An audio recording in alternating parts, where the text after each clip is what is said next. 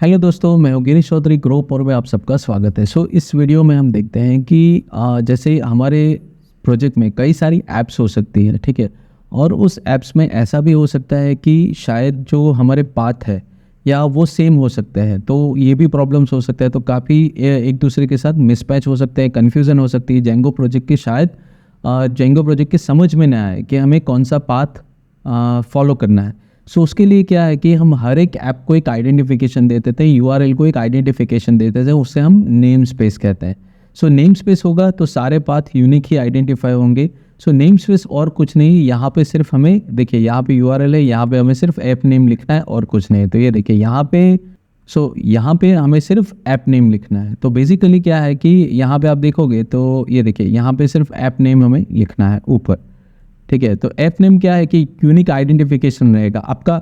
App का नाम भी आप लिख सकते हो, मतलब कि अभी जो आपके हम पाथ, ये जो यूआरएल पाथ है, उसको हम ये नेम स्पेस से भी एक्सेस कर सकते हैं।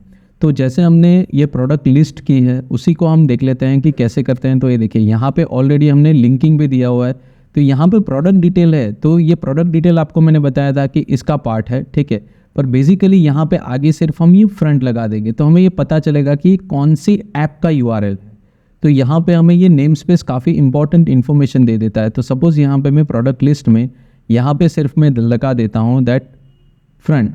तो यहाँ से मुझे इजीली पता चल जाएगा मैं कौन से ऐप से कौन सा यूआरएल एक्सेस कर रहा हूँ। तो ये काफ़ी इजी हो जाएगा किसी भी डेवलपर को समझने के लिए कि मैं कितने ऐप्स में क्या और किस तरह से उसको एक्सेस कर रहा हूँ। तो यहाँ पे जस्ट नेमिंग कन्वेंशन है कि हमारे नेम में सरनेम होता है, जैसे हमारा पैन कार्ड है, वैसे ही हर एक ऐप के लिए ये अलग आपको एक नेम स्पेस देना पड़ेगा। बेसिकली यहाँ पे किसी भी दो ऐप का नेम स्पेस आप सेम नहीं दे सकते, ये सिर्फ आपको ध्यान में रखना है। देखिए चलिए इसको हम ट्राई करते हैं, रिलोड तो हो गया है।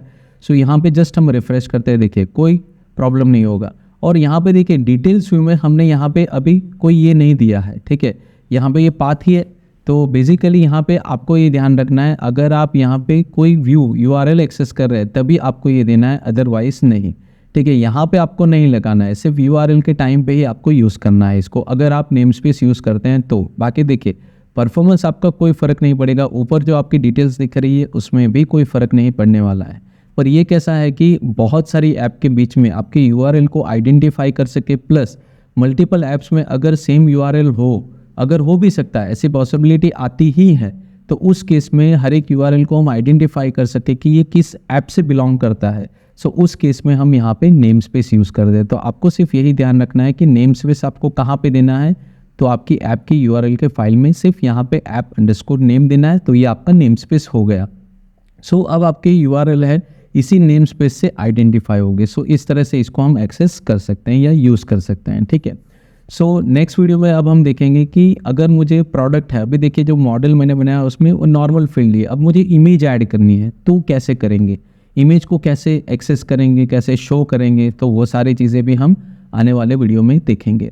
ये वीडियो पसंद आया तो लाइक कीजिए, शेयर कीजिए, सब्सक्राइब कीजिए और नोटिफिकेशन के लिए बेल आइकन पर क्लिक कीजिए। आज के लिए धन्यवाद।